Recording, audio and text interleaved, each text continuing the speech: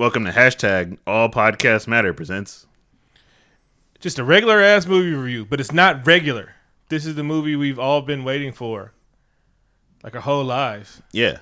This is the movie that is going to end black poverty. It's going to erase 400 some odd years of the black experience in America. This is the movie that's going to take all the colonism out of Africa and make Africa a better place for everybody to go back to.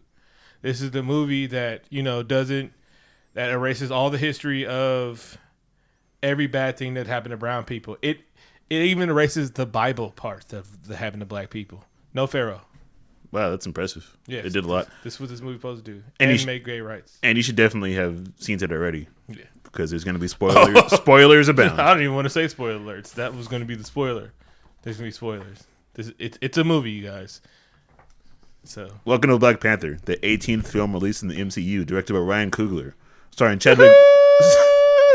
Oakland native Ryan Coogler, starring Chadwick Boseman, Lupita Nyong'o, Michael B. Jordan, Denai Guerrera, Daniel Kaluuya, Letitia Wright, Winston Duke, Sterling K. Brown, Angela Bassett, Forrest Whitaker, Florence Kasumba, John Caney, and Andy Serkis and Martin Freeman. And Wale was in it for a second. I think Wale was in it also. We all saw it. I realized I know how to do that call they do, that that one. I was like, I know how to do that shit. Found out that shit out the car. I was like, what? I can do that? You were just amazed? Yeah. I was like, damn it. Black people are just so talented.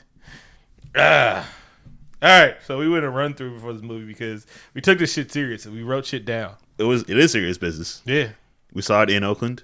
This is going to be a long ass review, so get your coffee ready.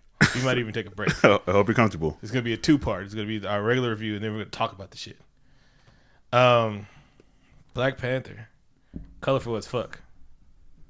Let's go. Let's just get it. The movie starts, like a week after Civil War? A week after the events of Civil War. Hasn't been a long time.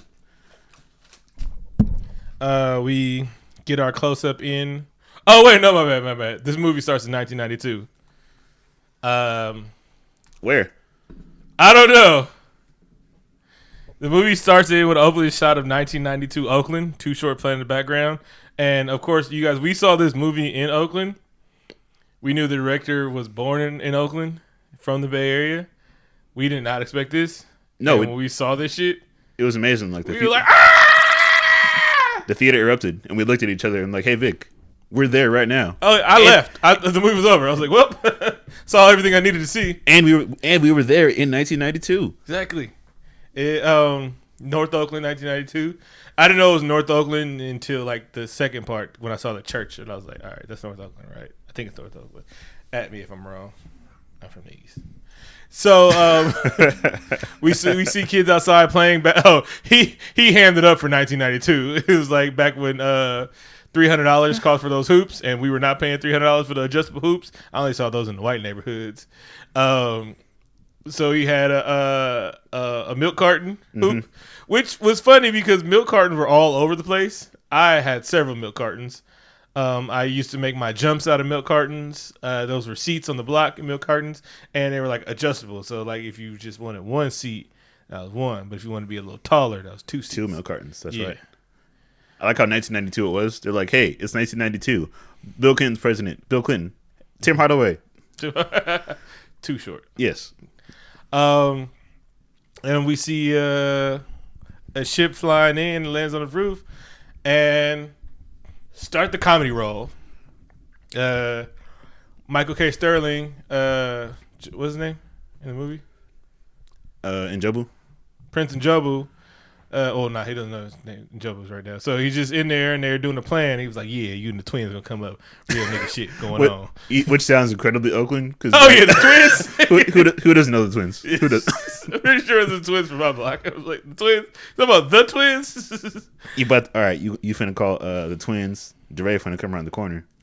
We gonna leave this van. This well thought out plan was going on. This seems like the 17th time they went over this plan. And then he hears something, but he doesn't hear nothing. He's like, he looks outside. He's like, put away the straps.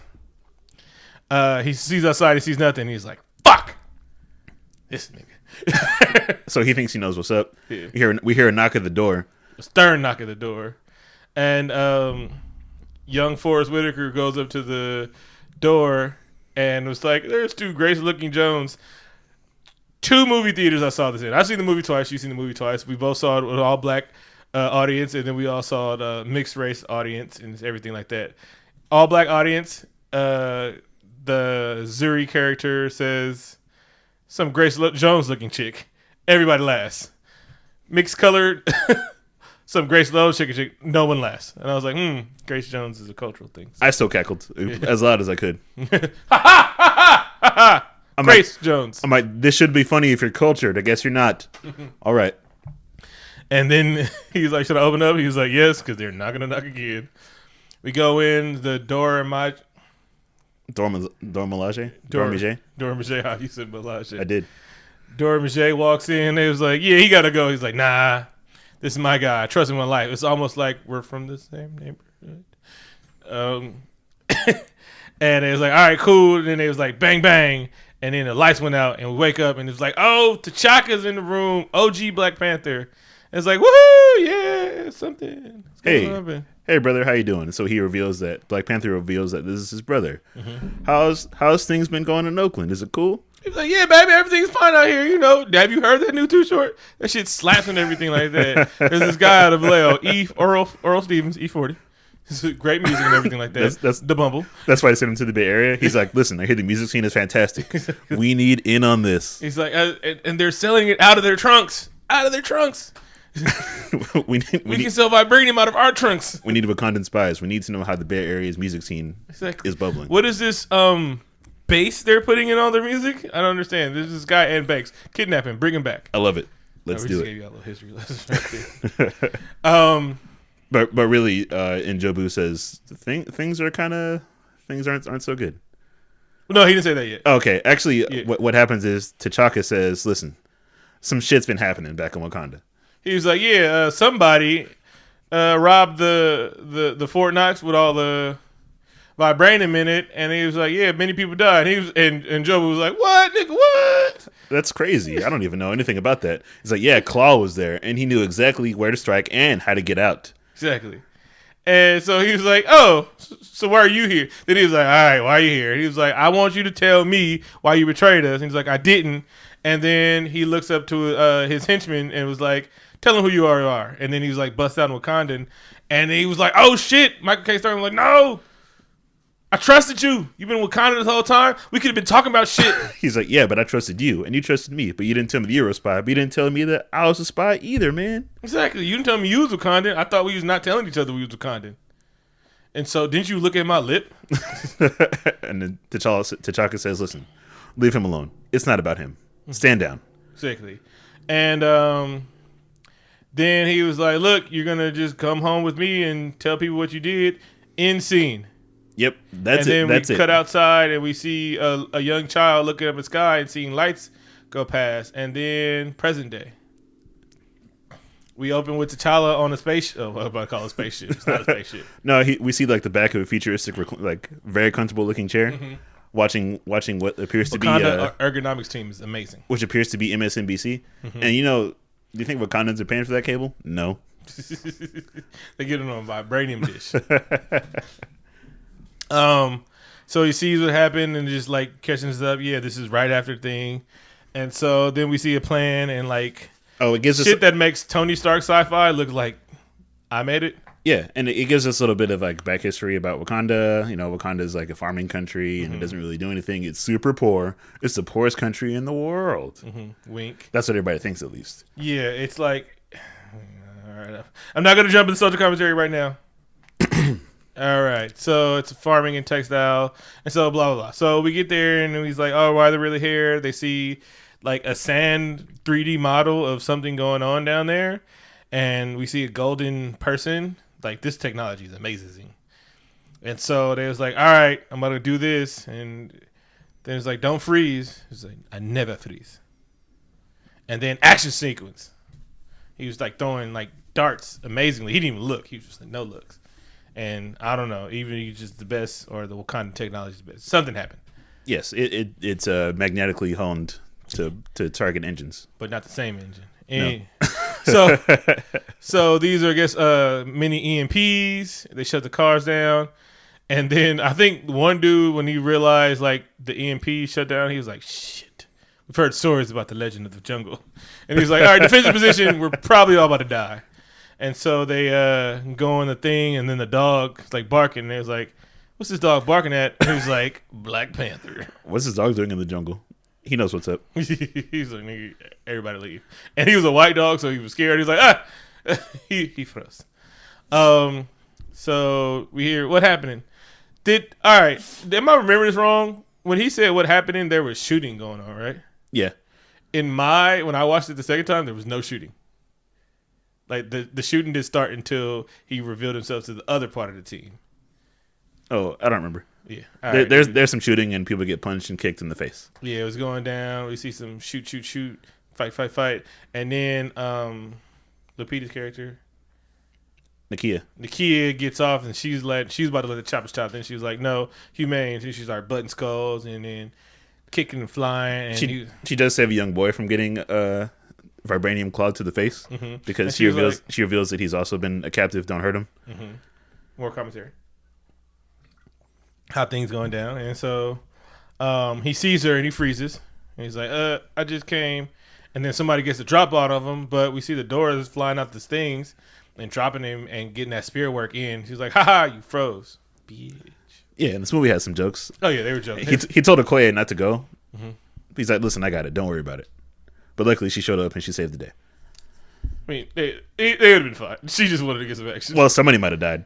I mean, it would have been consequential to the plot, really. But somebody could have maybe died. It would have been fine. And so they wrap everything up, and then it was like, all right, get back to the village. Y'all didn't see shit, all right? There is no Black Panther, all right? Don't make me come get y'all. If anything happens, just say you killed these guys. Exactly. Ready, break. All right. Let's head back to Wakanda. Oh, he tells Nakia that father's died and he's about to be crowned with the coronation ceremony. So it's like, listen, it's been a wacky couple of weeks. I'll skip over most of the story. Long story short, all my dads are dead. Push me to the edge. I'm going to be crowned tomorrow. I want you to come. Swag. Scene. Then we cut to Michael B. Jordan? No, we go back to Wakanda. And like Okoye is like, we're here. And we see sprawling fields and they fly through the waterfall. Mm-hmm. While the Jurassic Park theme is playing. And he was looking at the ghosts and he was like, they do move in herds. We meet Shuri and Mama Panther, Angela Bassett. Shuri's super smart. They have a great relationship. Mm-hmm. Time to prep for the ceremony. Yeah, and then we see some witty banter. And she said he froze like an antelope in headlights. And I was like, I see what you guys did there. Shuri's asked for the EMP beads because she can make modification to them. And then Big Brother was like, but they're already perfect. She's like, just because it works doesn't mean it can't be better. So she's fucking up everybody's technology. She was like, oh, I like how you made the paper, but this paper can write for you. It has predictive text. Mm-hmm. And then we get a middle finger, which is awesome. Yeah, it's super great. Because they watch American TV. Oh, they do, definitely. They make several references to American movies. Mm-hmm. Very subtle ones, though, not over the top. We go to Michael B. Jordan? Yes. So we cut to cut to London and that famous Ferris wheel that's in every movie. Oh, bro, that's been blown up several thousand times. I thought he was going to blow it up just right then and there. He should have. He was like, I'm forgetting to do something while I'm in London. Oh yes, click. So Michael B. Jordan is in the baddest jacket ever. The jacket was dope. Oh, that's a fly ass jacket. And then he's being racially profiled in London because this shit's everywhere. And he's just he's like, hey lady, tell me about these artifacts. Mm-hmm. He's like, oh, that's dope, bitch.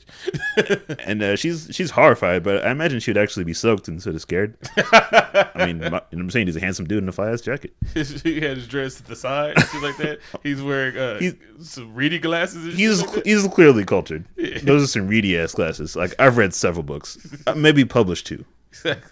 Then he gets to the one artifact that looks like a hammer thing, and she was like, "Oh yeah, this is B&E." He was like, "Wrong. Yeah, it might have been taken from the British, but it's actually Wakanda." And she was like, "What?" Then she starts getting like, She starts locking her doors. She's like locking her inner doors. And then I feel like this scene is where we know like what kind of movie this is going to be, because she says, "You can't just take these." She's like, "Well." No, she said they're not for sale. And he's like, for sale? I'm gonna take it like your ancestors took it. You think you'll paid fair value for it? Exactly. That's what we know. Like, oh, this is this kind of movie. Awesome. And so she starts like, security. She was like, yeah, security, come get him. She was like, oh yeah, you had everybody watching me for not getting here. I fed all these eyes, but you ain't been watching what you put in your body. She was like, oh, I do feel like I'm about to shit on myself. And she was like, oh, man brown. And so like he's like, oh no, something's wrong with her. And then they was like, call an ambulance, and ambulance was right on schedule. Cue Andy Serkis, and Andy Serkis must have. I'm giving a spoiler in a spoiler. Andy Serkis must have read the script and was like, "All right, you die in this movie." And he was like, "All right, my guy." And he turned it up to 11 his old acting because Andy Serkis looked like he was having fun, like he knew he was dying the whole movie. Andy Serkis was acting like he was on the fun slide the whole time, and I enjoyed the shit out of it. He's just chomping on his cigar. Yeah, he wasn't mustache swirling, but he was like, "Oh no. I just want to say everything I wanted to say, and I want to have hella fun in this movie. I'm having fun before you guys kill me off." So he did great. He's doing great for the greatest ape actor of our era. This nigga can really act, bro. Then we see some cute light skinned chick because remember that's why she got killed because she couldn't go to Wakanda. Hey, this one there. There's harsh sun rays. We get a little bit of a heist movie like inside of Black Panther, which is cool. 3 heist movies. Yeah, no, because heist movie and a spy movie. Killmonger has like Sci-fi. Killmonger and the Killboys is what I call him. And he has like a crack team. Is like a hacker lady. She's his hacker lady. So they get there and Eddie Serkis kills everybody, and just to ham it up, he lets one run away, thinking they're gonna get away, and then he shoots them, and then he explains that if the bodies are spread out, it looks like we're amateurs. We don't want people like knowing about us, even though the plan is for them to find out about us. And so we see that he has this new modified rubber arm that looks like shit. I like that. And you need to be able to tell because it's kind of like when you work at a restaurant and it says "Ask us about our specials."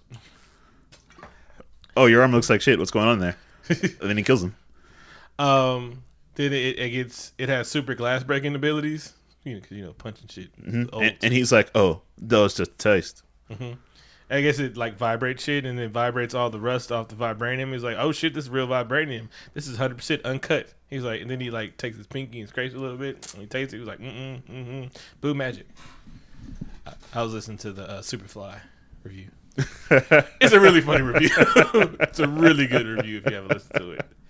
Call back to the previous episode. Yeah. So my cords are tangled up. So they get the review and they're like, "Oh, wacky!" Like Heath Ledgering out the window down the street, like very reminiscent of previous Fantastic villains. And so he gets in and he sees his girlfriend and they embrace a kiss. And it looks like their relationship nothing can break their relationship apart. They're pretty great. They're like a modern day Dwayne Wade and Whitley. I'm like, wow, you guys are cute. That's great. Nothing's ever gonna break you apart. I could tell. Foreshadowing. Cut to T'Challa's Channing Day. Yeah. So he's being crowned king, but which is a cool thing. It's like, well, there's 5 tribes. Oh yeah, they gave us history, brief history. They was like, it matters. It doesn't matter. It matters. Only reason part of the matter is the Jabari went up there, up the hill. Anyway. T'Challa arrives in like a big panther ship, and it drops him off on the waterfall, and all the four tribes are waiting there, ready for his ceremonial crowning. And so it's supposed to be a routine where nobody wants the throne because they better not miss. But it's like so it was like the leaders of the tribe and then their strongest warrior. So if anybody wanted to challenge him for the throne, they could in ritualistic combat where he takes away his Black Panther powers. And so everybody like looked like they want to do something, but they was like, nah, we're not doing it today. And he was juice, especially the dude with the whole head wrap on. He was ready to go. He was ready. Looked like a sand assassin. A sand assassin. So yeah, he like one of them Persian dudes from like anyway. And everything looks like it was about to go according to plan, and they're about to. And then Shiri, she was like, there was like anybody of royal. So first they asked any of the 4 tribes want to challenge, and nobody did. And they was like anybody with royal blood, and then Shiri raised her hand. Everybody was like, oh shit, it's about to go down. She was like, all right, this corset is uncomfortable. Can we get this shit over with? She was funny, and then we hear the Q Dogs come in. Yep, everything's about to go ready to plan. Then M'Baku and the Jabari pull up in black Jeeps and matching Timbs. In purple and gold. Talking about roof, roof. They had a whole step routine coming in and everything like that. This shit was going in, everything like that. It was amazing. It was Stomp the Yard, Wakanda edition. Oh, it definitely was. So M'Baku comes out and he was like, yeah, we've been watching for the mountain a little bit too long. It's cold up there, and we walk around in grass skirts. Shit doesn't make any sense. So we down here. I'm taking the throne because this man couldn't even protect his daddy. Ooh. And it was like niggas in the background. Ooh, no, I know. he didn't. And then his manager came out and he had a briefcase full of money. And then he's like, and the technology is run by a 16-year-old girl that scoffs at tradition. Ooh, nigga, you talking about your little sister? I mean, he did have some good lines. I'm pretty sure previous Panther Kings didn't pull up in a Panther ship. Mm-hmm. I'm like, that doesn't seem like tradition. I'm just saying. He had some points. And so, and then he was like, all right, I accept your challenge.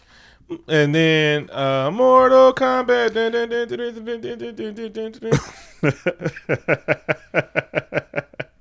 In a pretty fantastic fight, and excellently choreographed. Banana way, I don't know. T'Challa almost loses, but pulls it out in the end. Mm-hmm. Like the spears. Ha! He almost loses, but pulls it out in the end, just like me. I'm proud of you. Yeah, did that. Mm-hmm.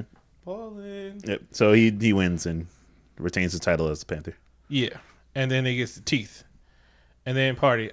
We skipped the part of the river scene where all 4 tribes was rocking down the river, and it looked like the best party ever.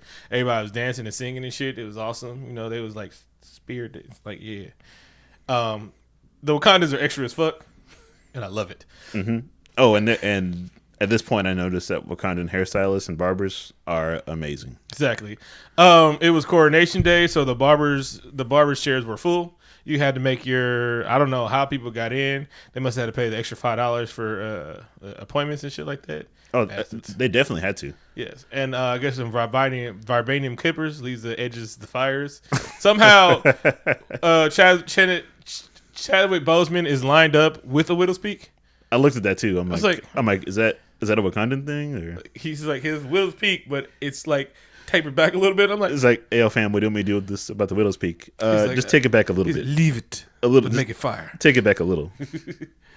And so the coronation, and so then we cut to the age ceremony.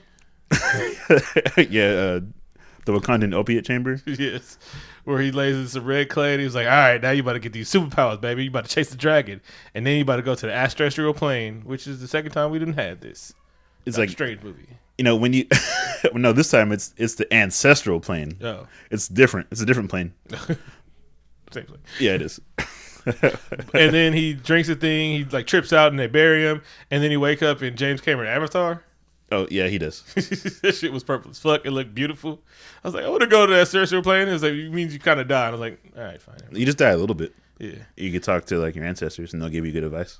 And so, Zuri is the medicine, the Watutu shaman. No, Watutu shaman. No, Jim Carrey. Oh, okay. I mean, Ace Ventura. Yeah, but when nature calls. So, Forrest Whitaker is famously known for one thing, and then we get to the ancestral plane, and we see his father T'Chaka, and he has a lazy eye, and I'm wondering that. All this Wakandan technology, they can fix motherfuckers with bullets in their spine, but they can't fix niggas' lazy eyes.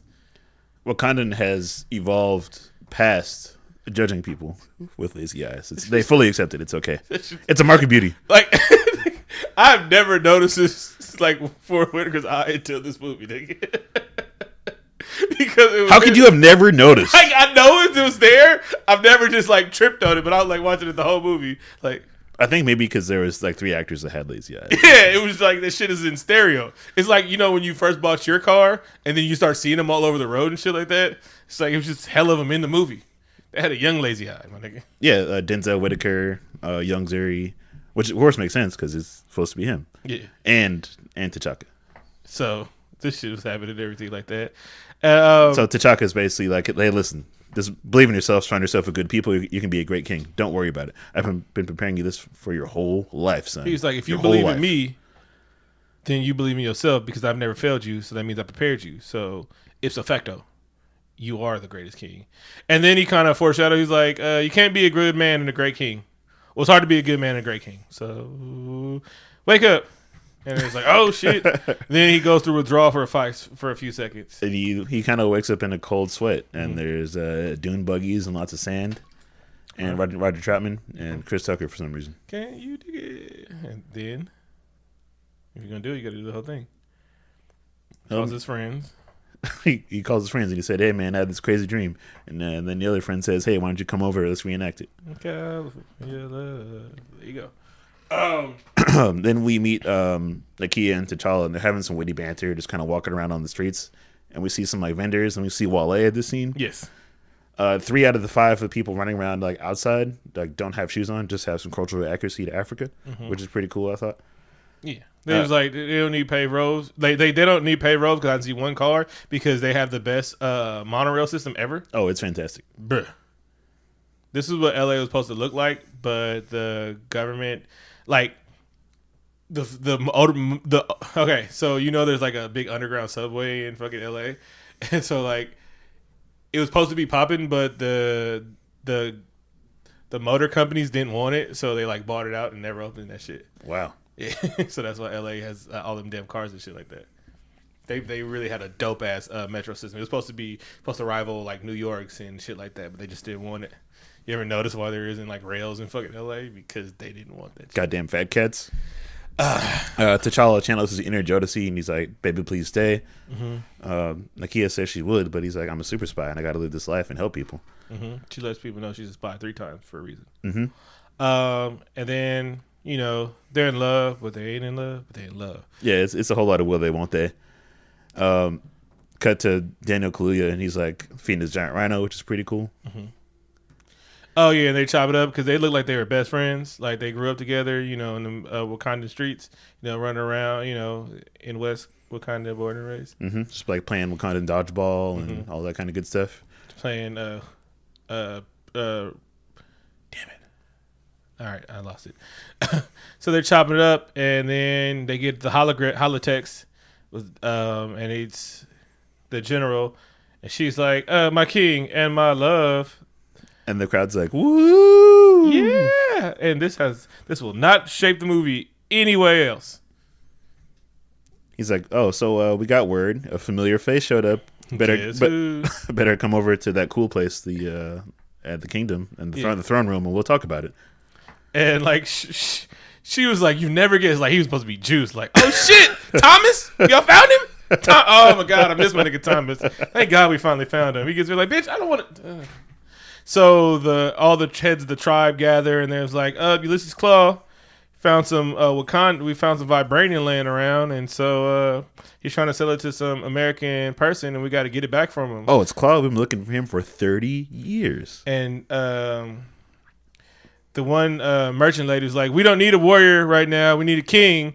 And then Daniel Kaluuya's character was like, "Hey, this nigga killed my parents.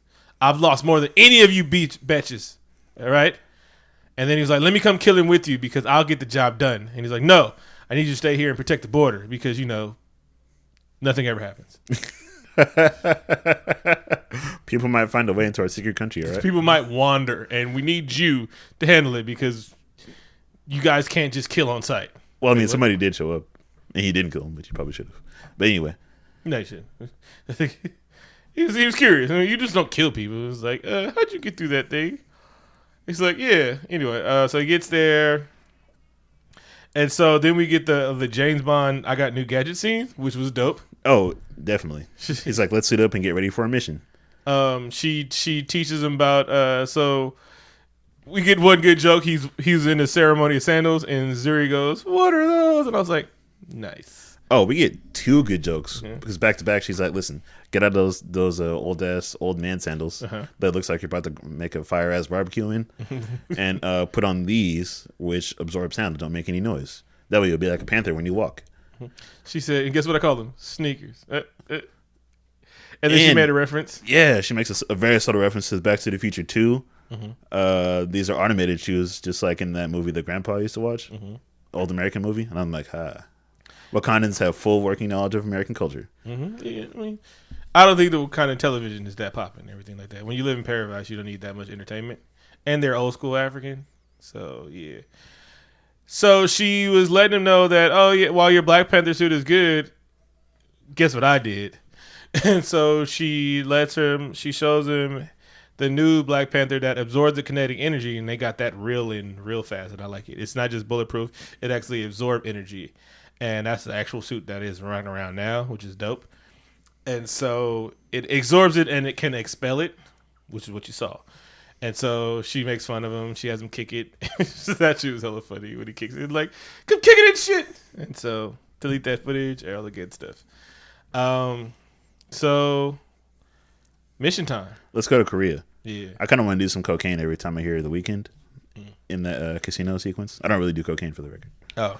So we get a nice establishing shot of Korea, which was dope. It was like purple and shit. Oh, I get it. Purple was everywhere because, royal and black people. Mm-hmm.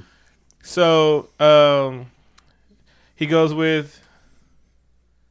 Korea with Nakia and Okoye. And she had to wear a wig, and she was like, "This is bullshit. You gotta wear the wig." And she was like, "Just throw your hair around." And so we get to the South Korean fish lady. It starts talking in Korean, and there's some stories about her roughing up the joint. And so they get inside, and it let us know that T'Challa also speaks Korean. Mm-hmm. He's well versed. Oh yeah. His educational background is fire. Look it up, and he knows all major martial arts. And there's like 160 of them. One of my favorite tropes in this scene is always the spies talking to each other in a busy area, and just like talking discreetly about everything that's happening around them. Well, I mean, we'd be used to it nowadays with Bluetooth, but I don't even see people on Bluetooth anymore. So anyway, they're all talking, and it was like, blah, blah, and then they're like... Okoye says, I see three Americans walking in. Grease Lightning's right behind you. And I laughed out loud, and I guess nobody else really caught it. And then T'Challa sees Ross from other movies. And he's like, let me go holler at this nigga. He was like, well, obviously. So he deduces the plot that Claw is there to sell the vibranium to him.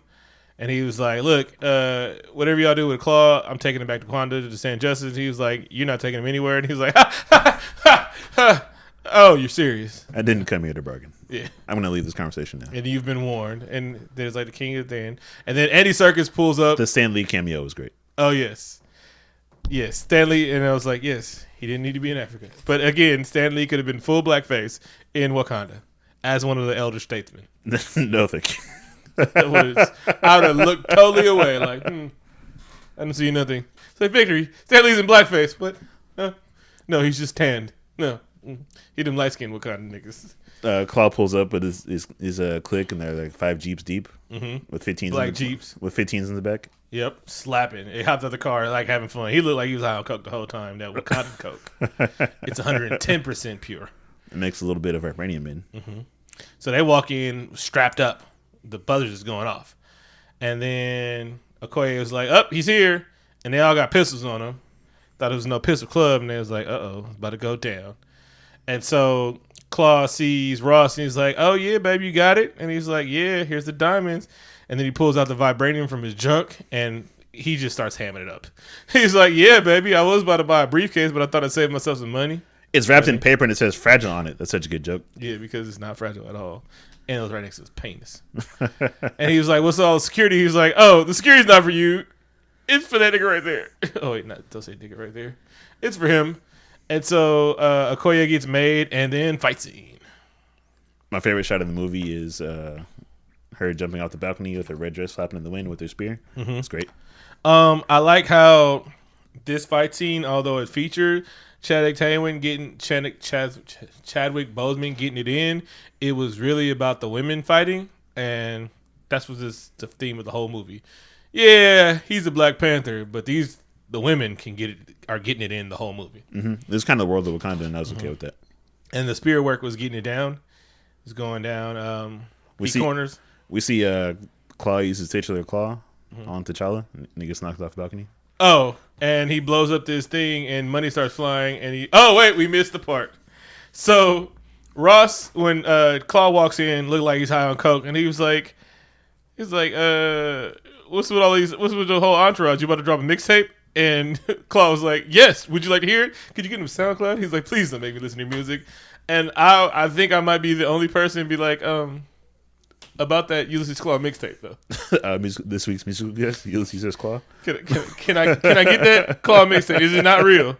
Why would y'all tease me about that? Because he acted like it was really real. Like there's really a Love Me Sexy whole song from Semi Pro. Like, I do like fake songs. I do like Boats and Hoes by Prestige Worldwide. Anyway. What do you think the cover would be like? Him just like laying like this?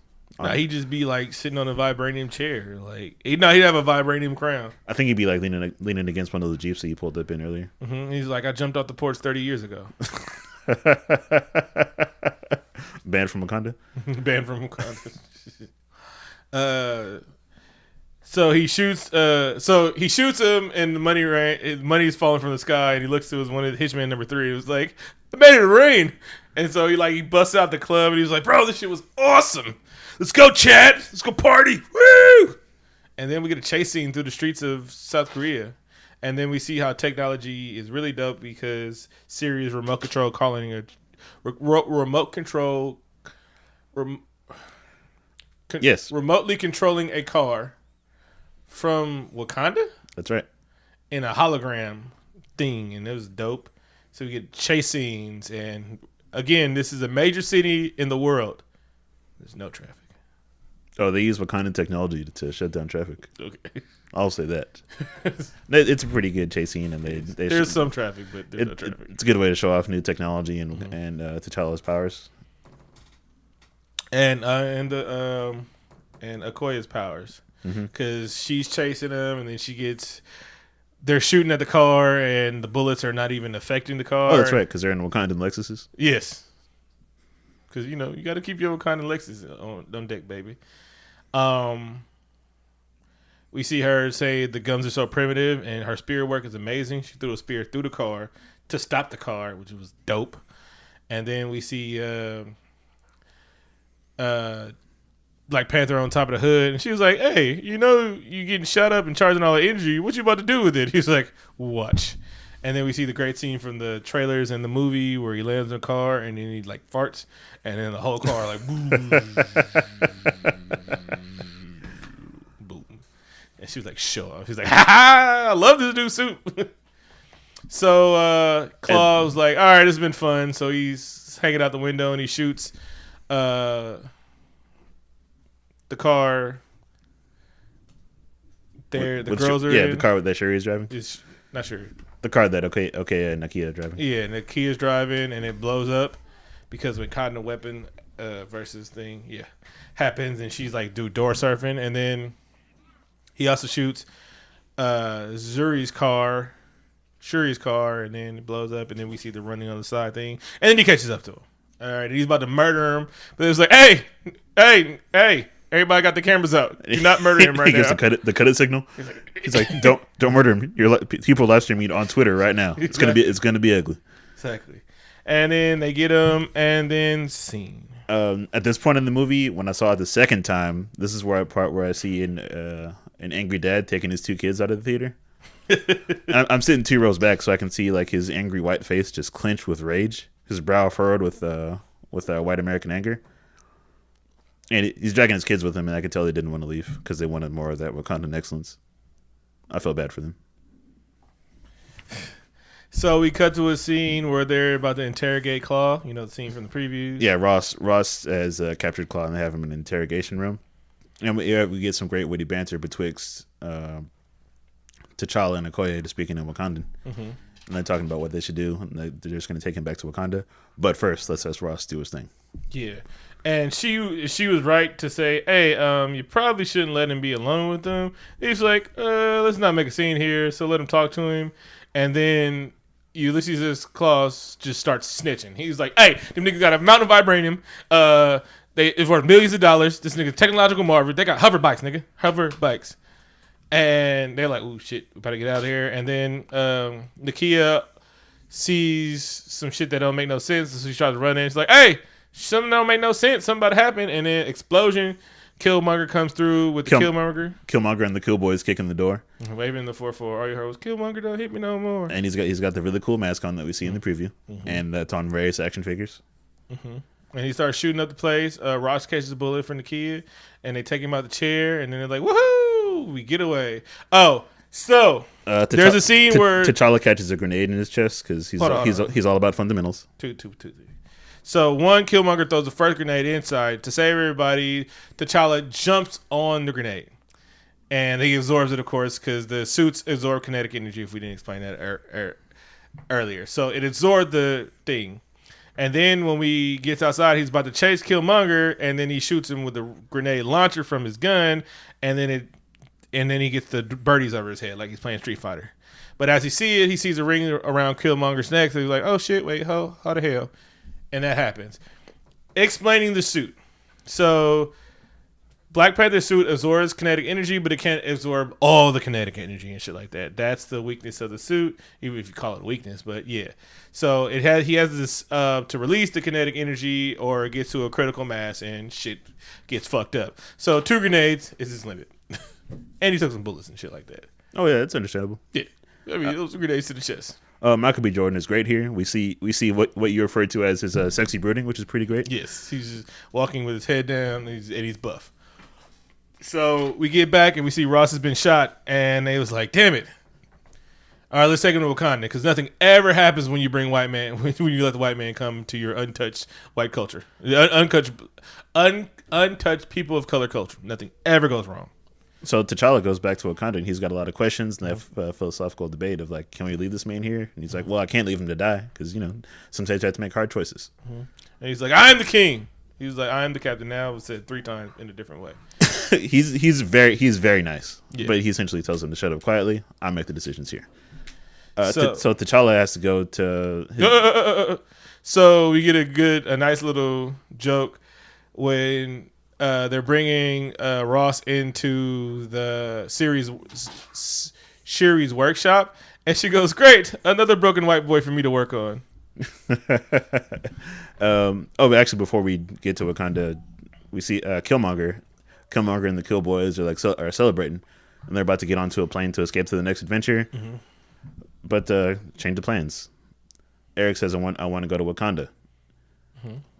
But Claw was like, "You probably really don't want to go there. They don't like outsiders. This would happen to me when I was an outsider." And he was like, "Yeah, but you're gonna take me." And he pulls guns. And then Claw's always one step ahead of everybody. He was like, "Haha, but I got your girlfriend." And she was like, "I'm sorry, Eric." And she was like, "No, I'm sorry." Shot her somewhere that she died instantly, but it wasn't in the face.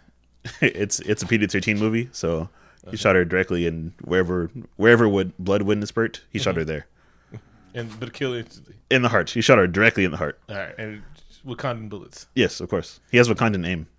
Okay. But it would, all right. I'm done. PG-13. Don't worry about it. Don't worry about it. And so there's a mild chase, and he corners them, and he was like, "They won't even let you in." And he shows them, "I'm actually Wakandan." Reveal, I'm Wakandan.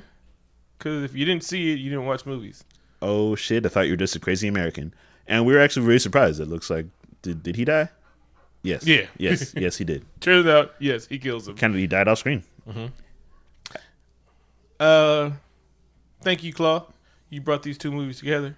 We appreciate everything you did, Andy Serkis. You were great. And I love how you just went out with a bang. Like, you saw the script, and he was like, you changed your own script. He was like, "No, if I'm going to die, I'm going full.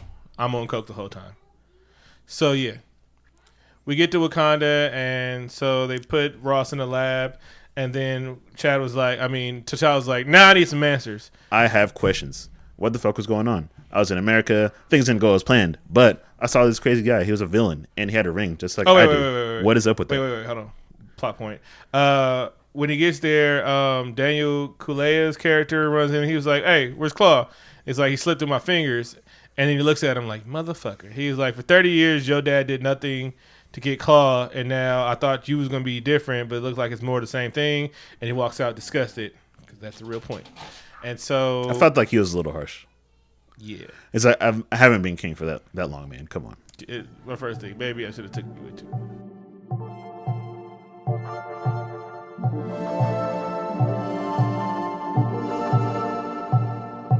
Duality, dichotomy, binary personalities. Duality, dichotomy, binary personalities. Duality, dichotomy, binary personalities. Mental abnormalities, very within various. Duality, dichotomy, binary personality. Duality, dichotomy, binary personality. Duality, dichotomy, binary personality. Mental abnormalities, very within various realities. Maybe it'll change.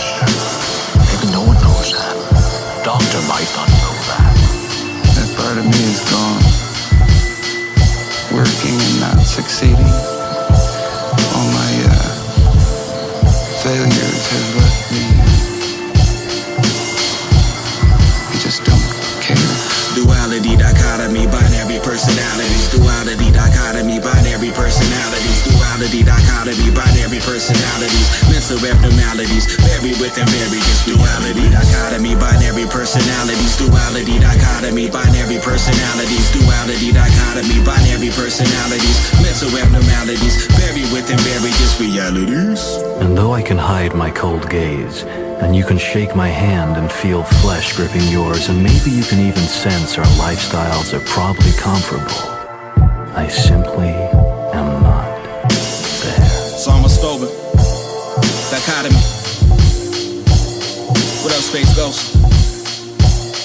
A starving artist in the truest form. College quitting garnishment for my delinquent student loans. Apartment, little food and home in prison.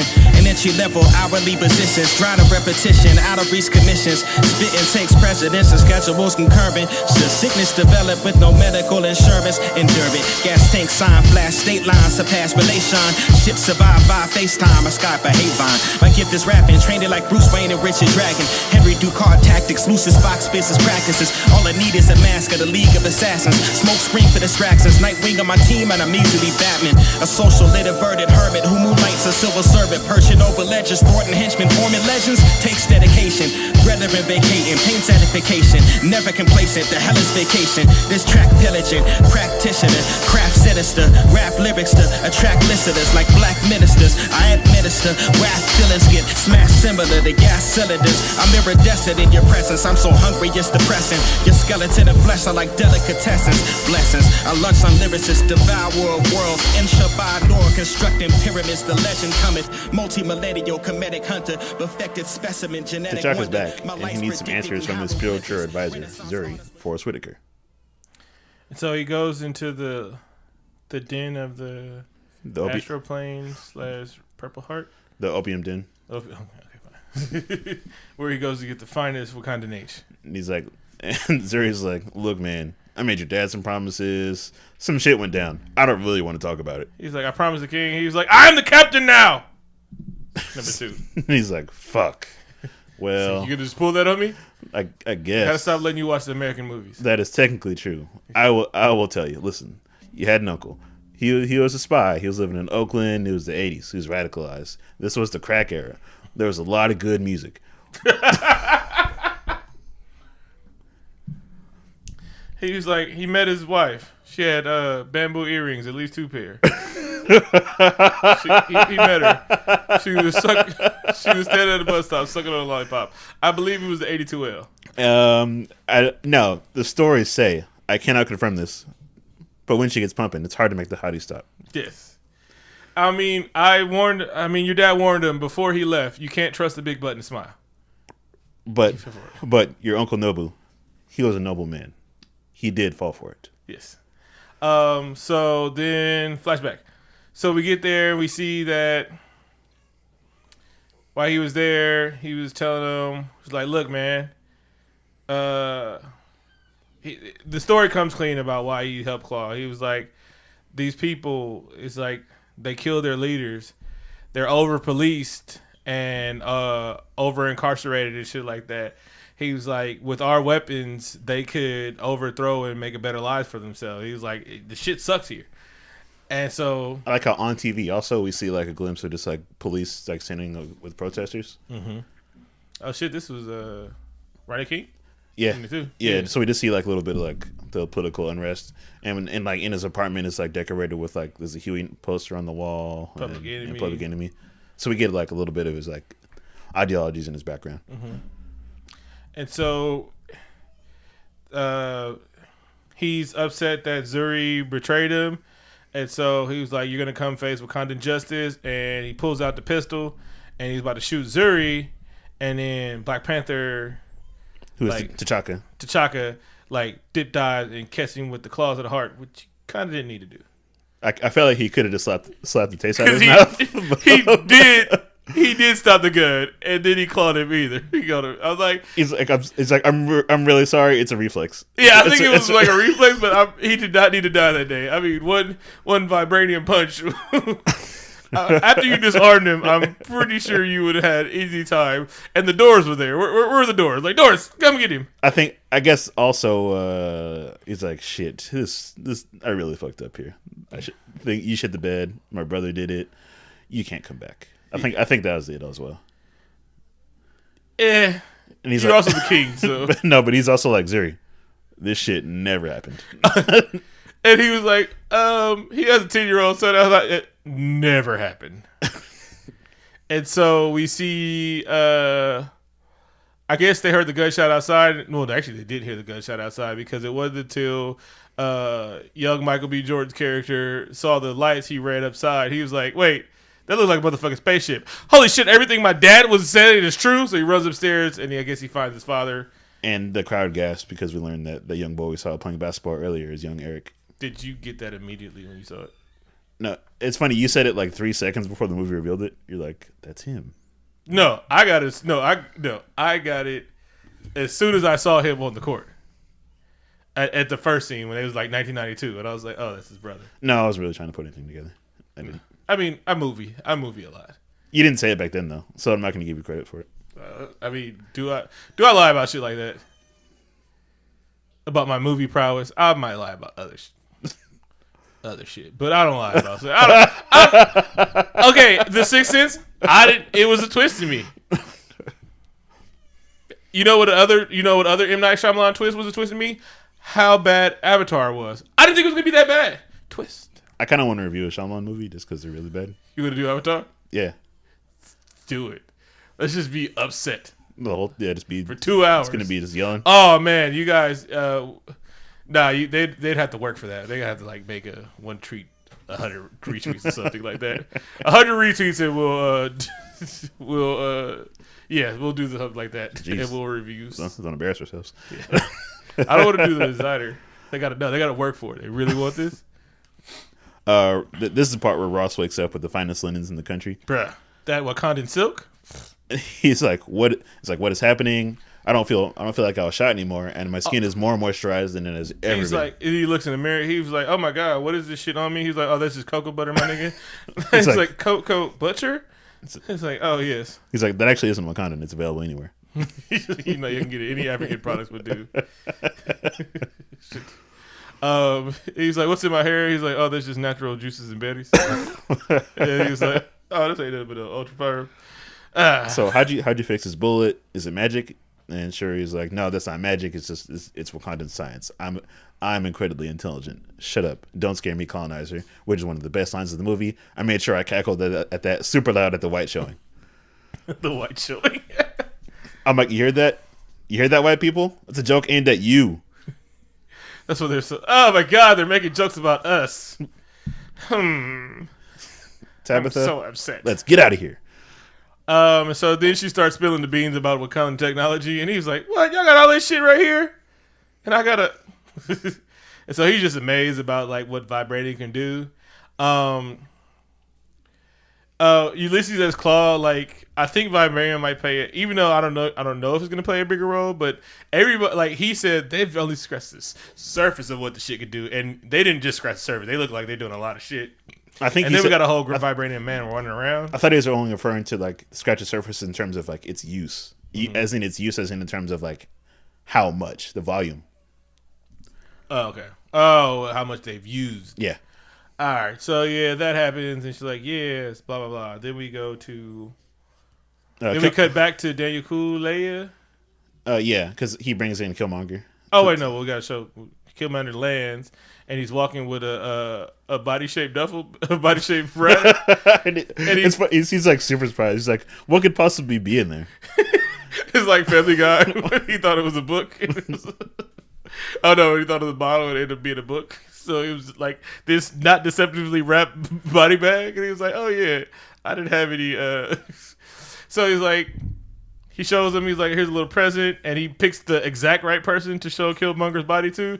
Anybody else would probably have killed him, but he piqued the right guy's interest. He's like, "Oh, this is a nigga that killed my parents. Fine, I'm interested." Okay. Like if he'd have found the River Tribe, and he was like, "This, oh, that's just Claw. All right, go home. We don't trust you." And so we get the "Who are you?" And so then Shuri gets a call on the hologram from the Dora lady. I keep forgetting their names. Okoye. Okoye. And she's like, "Hey, where's your brother?" He turned off his bead communicator. She's like, "I don't know." And so then he finds him with Nakia, and he's like, "Hey, some foreigner just showed up saying, yeah," and he's with the body of Killmonger. And then they shows his hologram picture, and Ross was like, "Oh, that fool ain't Wakandan." He has like his like a holodeck training card, and he reads the back. He's like, strength 8, fighting ability 9, intelligence 7, killing ability off the charts. His intelligence would be a little higher than 7. Well, I know what you're doing. I just made that joke up, man. I know. Anyway, so he was like, "Oh, this fool's that nigga." So he was like, "No, yeah, he's from North Oakland, but he went to school at Annapolis, then he graduated, and then went to MIT, and then he was a guy in a Tom Clancy's video game." He is Metal Gear Solid. He briefly tried to stint in acting and didn't work out well for him. Then he was selling drugs in Baltimore, and then not the same universe. The John Wick universe, yes. He briefly had fire-based superpowers that didn't work out too well for him. It wasn't his fault. He still tried to act his best. He still had a lot of charisma. He was the best part of that film. And now his wig was on point the whole time. But now he goes by Eric Killmonger. Oh well, I like how they origin his name. Yeah, it was pretty funny. He kills a lot of people, so we call him Killmonger. That sounds like more of a name you would get for playing Halo or something, but well, no, Warmonger is. I know what it means. So, it's actually just a name. Anyway, so we cut to the palace scene, and he's walking in like just upset, and they was like, "Speak," and he's like, "I'm staying at your house. I bring you this fucking this country villain, and y'all treat me like this. This is bullshit. Y'all look pretty comfy up in here." Yeah, and he was like, "What do you want?" He's like, "I want the throne." And the child was like, "Hey, nigga, shut up. All right, we can handle this later." He runs up and he's like, "I know who you are," and he was like, "No, I'm not doing this shit." And so everybody's laughing like, "Oh, you can't go to the throne. You can't get the throne." And he was like, "Yeah, ask me what my name is." And they was like. Like how T'Challa's like, no, I'm good. All right, everybody, take him away. I'm not even going to. He's like, ask me what my name is. And he's like, shovel him out there. I will not acknowledge this heresy. This is tomfoolery. Yeah, so he's like, toss him out back. And then River Tribe Man in the baddest green suit ever was like, wait a minute, I'm curious. He's like, oh wait, you seem shook. What is your name? And then he starts speaking in Wakandan, and everybody's like, oh snap, what's happening? Shit like that. I'm Njobu's son. I'm right, and I challenge for the throne. And then Angela Bassett was like, hell no. And he was like. Then you see like the effect that wasn't used, the T'Challa's world spinning while the camera spin all around because you just are seeing the flashback. He's like, yeah, and it was like, oh, you got to be a great king. He's like, oh yeah, follow your dreams, and then it's like, you sure look like a master to me. Nice. So he was like, well, the challenge would take weeks, and he was like, I don't need weeks. I just need somebody to get me out this chain. I'm gonna handle this fool. Yada. I wanted some more urban colloquialisms from the Bay Area. You're like, I'm gonna need a pack of blacks. Let me get some Swiss Optimos and everything like that. Let me get them wine, not the great Swishes and everything like that. So they and maybe a pint of Carlos Rossi. In 10 minutes, I'll be ready. The world's deepest reserves. So he goes up, and then they're setting up, and T'Challa's off his game. He was like, God damn it. It's my cousin. I want to meet him. I want to know what it's like being in Oakland because, you always have that hood cousin that you love. Like, oh, shit, I get to go visit my hood cousin, but then I could go back to my nice neighborhood. Yeah, he can tell me all about his life. Like, he can, teach me all about what he's been going on in his life, and he can teach me some cool things. And he's like, tell me about the hyphy movement. I saw it on YouTube. It looked fun. He was like, oh, bruh. It's like, mamas, bro. Is it still happening? Do you think it'll come back? Tell me all about that. It's like, do you remember the 90s sideshow and then the 2000 sideshows and everything like that? That one time you guys had the parade on East 14th, that shit was amazing. Anyway, and go Dubs. I mean, his dad just died a week ago. He's been through a lot. And so, he gets it, and then he was like, all right, you could yield. And he really was trying not to fight him. And he was like, oh, you want me to yield? Let me tell you my backstory. And he's like, I had to be the best of the best of the best because I'm black in the white man's military, and I survived. And then I started killing everybody. I killed my own brothers and sisters on this continent just to be a better killer for your ass. And then it shows the scarring of all the bodies he's had. And this fool he has all the bodies. He has a lot of scars, and he's like, look, I could fight you with my shirt on, but I think this fight would be more effective if I fought you with my shirt off. He was like, I'm trying to get my wet movie seats up too, nigga. You Jabari niggas, and you get your shirt off. He was like, I'm trying to moisten some seats too, all right? Clean up on my aisle. Shit. I want to make a Wakanda tidal wave up in this bitch. Motherfuckers, I want all the sprained ankles from women getting up and then slipping. So they fight, and it's a pretty great fight, but T'Challa isn't all the way there. Yeah, T'Challa's. Yeah, we had to talk about this earlier. It's like, why should T'Challa get his ass handed to him? It's like, did he want it more, or was he off? And we're gonna chalk it up to man, he wasn't ready to deal with all this shit. He was having a bad day. I mean, he tweeted wrong, and he kind of dragged for it. Bruh. And then he tried to slide in Nakia's DMs, and she posted it. She posted it on Instagram. Yeah, it's like thirsty ass niggas. Wakanda, you supposed to be a king, you this thirsty nigga. So anyway, he was like, oh, you didn't want me when you was cheating with my sister. Like, oh, so everything. She was like, you got a little dick, nigga. That's an eggplant. It's hard. It's social media. So yeah, I mean, nobody's safe. Mm-hmm. Nobody. And I mean, his dad just died, and like you said, he had to fight his cousin. Nobody wants to kill their cousin. Exactly. I just met your cousin. He's like, I don't even have cousins. I grew up with all women. And he seemed like a pretty cool dude, except for the blood thirst. Yeah, the bloodlust. Yes. Aside from the murder and the violence, he seemed the murderers. Cool. Yes. That's looked like about 300, 400 kills on his body. Mm-hmm. So the fight's going badly, and then it gets worse. And then right before he's about to let a killing blow, Zuri steps in. And he was like, "Look, I'm the reason why your father's dead." And he was like, "Wait a minute, I know that lazy eye." He's like, stab. I'm gonna kill you too, Uncle James. And so he kills Uncle James, who was his uncle named James. No. And then T'Challa tries his last ditch effort, but Killmonger he's full on full power mode. And so he picks him up and fire fins toss him over the waterfall. And then Angela Bassett was like, no, let's get out of here because shit might hit the fan fast. He's like, I am the captain now. The third, I am the king now.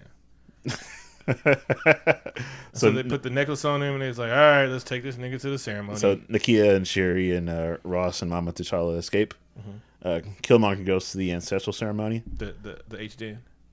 Yeah, and he's like, I need to taste that Panther opium. Mm-hmm. I heard it was fantastic. I heard it's not after you do it the second time, it's not as good. You're always chasing that first Panther hit. Nice. That was a good one. And so his astronomical plane was ancestral plane was, he's back in Oakland. And don't we all go back to Oakland when we on a good trip? Mm-hmm. That's where we're all originally from, is Oakland. Mm-hmm. Okanda. So he walks in the door as a grown man, and he goes to his father's stash. He started reading his book, and his father started talking, and he reverts back to a child, which was psychological because he's still stuck in that moment of when he lost his father, and he's been fighting to get that back ever since. This scene kind of made me cry. Oh. I mean, my eyes are watering kind of the whole time because it's just like a beautiful and touching film. I had a Filipino dude on one side and then a white person next to me. No, my bad. I was surrounded by two white people, and so I'm tearing, and I'm like, yeah, you guys don't get this part of the movie, huh? All right. This is the second time I saw the movie. And so he's explaining to him, he was like, man, I should have took you back to Wakanda. It's the most beautiful place I've ever seen. And then he's asked him why there's no tears for him. He was like, man, people die around here every day.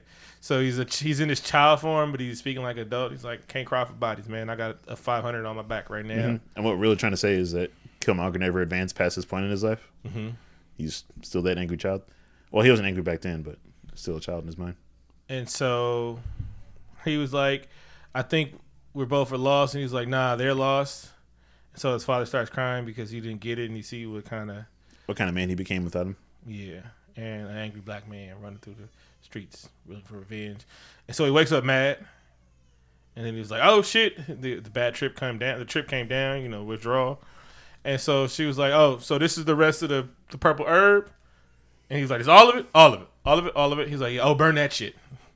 And she was like, no, we can't burn it. He's like, oh, hold up, nigga, I'm the king. You burn the shit. And thankfully, Nakia was there, so she stole some purple herb. And he picks up that elder by her neck, and he's like, I said burn that shit. I was gonna leave that. He didn't really think ahead though. I mean, like, what if he needs to like double down on his Panther powers? Mm-hmm. Well, he wouldn't be taking the. Nobody know how to make somebody can slip him a Mickey. He was like, oh, drink this. This Wakandan yak. He was like, oh, Wakandan cognac, nigga. He was like, oh shit, baby. She's strong and full body, and they could have just took his power that way. It's been aged in barrels for 4,000 years. Mm-hmm. In vibranium barrels. He's like, oh, y'all got the best shit ever. Oh, is double been? Oh, okay. What did y'all feel? He's like twice the steel, baby. And so he burns the thing, and so then we see Nakia having a Black Panther and Milds. Nakia's talking. I'm sorry. I apologize for that joke. Go ahead. You done? Yeah, I'm done. So she goes to. What do you think the Wakanda dash cams are like? I'm just going to ignore you. Okay. The Dora General, and she was like, "All right, I got the Queen Mother out, so come help me." She was like, "Hey, nah, baby, I'm loyal to the throne," and she was like, "You're a spy." Number 2. Like, what are you loyal to? And she was like, I'm loyal to. All right, fine. It's like, fuck, that's an ideological debate. I don't want to. You know what? I'm just gonna leave. But I just feel like it's gonna be bad for the country. You can stay. She's like, I'm not gonna. I told you so a little bit later, but right. See, no one looked that far ahead, and so they was like, well, the only person that could stop him because he has the whole army is the Jabari, and I guess they're really powerful because they could have took on all the armies by themselves. Well, there weren't that many people there. True. Oh yeah, they weren't that deep. The whole army didn't show up. Yeah. And they didn't have vibranium weapons. Mm-hmm. They had wood and shit. Mm-hmm. Unless that was that vibranium wood. Because they, it's super hard ancient wood. Mm-hmm. Well, no, that sounds dumb, but it is true. No. So, what? That's the thing. I don't know. I'm gonna tweet you later. Okay. I'm gonna be like, here's the link about ancient wood. It's good. Like, fine, Keen. I don't care. Okay. Let's get the hell out of here. Okay. So they're in the woods. Shuri, and it was like, all right. Shuri, Ross, and Nakia and Mama Panther meet up in the woods. Mm-hmm. Like, oh shit! Don't start on me like that. What's his colonizer? You brought him to do. It's like, we couldn't leave him there. You know what they do to white people out here. Like, and then they'll tweet about it. It's like, see what you guys do to us. And I'm like, every motherfuckers. And so they was like, well, there's only one person we can help. And she was like, they go up to the mountains and it was cold as shit. And then Killmonger is taking a seat on the throne.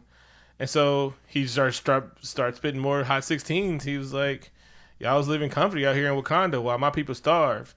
And they was like, well, it's never been our way to do it. He was like, nah. When black people started revolutions, they didn't have the weapons. Now with the weapons, they could kill their oppressors. See, I learned from my colonizers. I learned how they think and everything like that.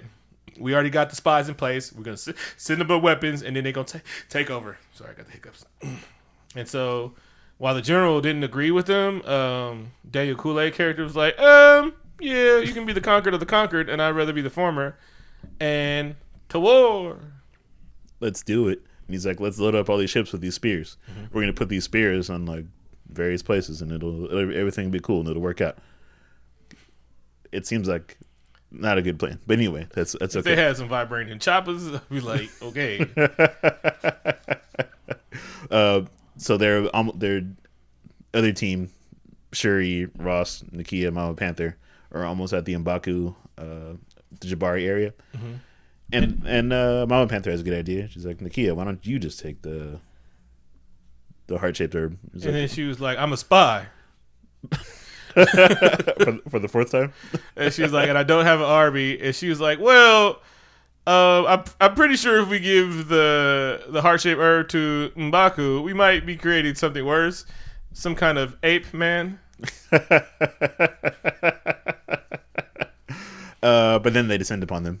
Yeah. They pull up again in their black Jeeps and Timbs. Again, I don't know how 6'5", 300-pound niggas almost just sneak up on you, but you know it is their territory. Oh, they're light steppers, man. Yeah, bro. They step all the time, Vic. Yeah. And so we get to Jabari's throne room, which is the best throne room. I don't know what that wood is hanging on the wall. Oh, those aesthetics are amazing. Yeah, it's probably cold as fuck up there too. Did you see the floor? Amazing. That was some fine wood. Yes, fine wood. It might have been even that faux wood linen. Hey, y'all take those hard soled shoes off. They're scuffing at my damn floor. Exactly. And then comedy. So he was like, she was like, my son was murdered in ritual combat. He was like, murdered? Was it a fair fight? It's just like, yeah. He was like, sounds more like the nigga just lost. He's like, don't make fun of us. He was like, hey, don't yell at me. You're in my palace. All right. And then Ross started to talk, and he starts barking, and bro, I lost my fucking mind. And then everybody started barking, and he was like, "Hey, bro, you don't get to talk around me." And he was like, "Let me just comment." I want to mention that when we saw this at the Black showing, we did not hear the second joke at all. Oh yeah, because people were just clapping and laughing. And so yeah, it was about 5 minutes because everybody felt that. Like if you were white, you were probably hella uncomfortable in this movie theater. It's like they could turn on me any minute. Barbara, get the keys. So. He was like, he told him, he was like, if you talk again, I will feed you to my children. And he's like, no, I'm just playing. We're vegetarians up here. And everybody started laughing, having a good time. And she was like, well, here's the heart-shaped herb. We want you to take it and fight him. And he was like, God damn it. I would really love to do it, but like, fine. I'd be a fantastic Black Panther. But I actually have to tell you something. I kind of found T'Challa. Mm-hmm. Let's go look at him. And so they got him on an ice bath, which is stopping the swelling because he was in a coma. And she was like, all right, cool, let me grind up this H, cook it in the hot spoon and I'm going to put it in his veins for a second. Or they made him drink it. He's like, fine. It's like, I have this wooden needle. Needle. So just go ahead and give him this. And I kind of like how M'Baku is just staring at Ross and he's like, what the fuck are you doing here? You fucking look away. Exactly. This is magic going on. This is sacred tradition. So he gives him the that purple sweet joy. And he goes back to the ancestral plane, and he sees all the Black Panthers, and they was like, hey, baby, come home, baby. We're in Black Heaven. And, it's all good. And he's like, hey, why'd you leave the kid there? And he's like, that's the truth. I omitted. It's like, you were wrong. You should have never he's like, all y'all was wrong for letting Black people suffer and shit like that. And then the whole thing was like, Michael B. Jordan and this plot was so good at sometimes I had to, like pinch myself and be like, it's just a movie. Wakandans really didn't leave us to go through slavery on our own. They did not abandon us. Like, I'm dead ass seriously. Like I was actually mad at Wakandans for a second, and I was like, oh wait, this is just a movie from a comic book. Whew, calm down, blood's boiling. I know. I was like, hey man, T'Challa, yeah, that's right. So he was mad at him, so he comes back to life, and he's like, oh shit, H withdrawal. He's like, I gotta kick this habit, baby. It's like, okay, I'm back. Give me a blanket. And they have like a heartfelt reunion. He's like, hey, I didn't die. Spy girlfriend, the kid, you can stay this time now, right? Okay. Mama Panther, good to see you. Hey, Ross, what's up? Still white? Okay, cool. And then M'Baku was like, bruh, can y'all get the fuck on with it? He was comedy. And he was like, let me talk to King M'Baku. And he was like, hey, bruh, I could use your help. He's like, I would not give Jabari lives to your cause. And he was like, bruh, as soon as he take over us, where the fuck you think he coming next? And he's like, God damn it, he's right.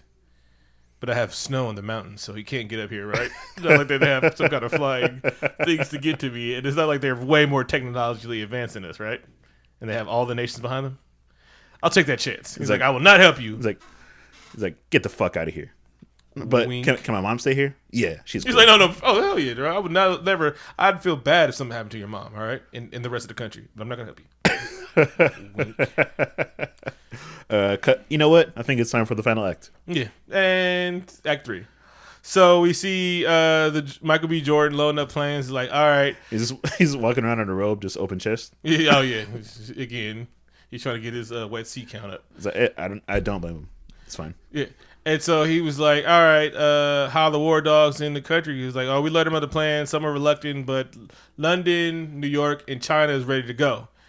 It's like we're gonna give them these Wakandan spears, and they're gonna start sonic cannons. They're gonna start. They're gonna start the revolution, and then, Talk about it. yeah.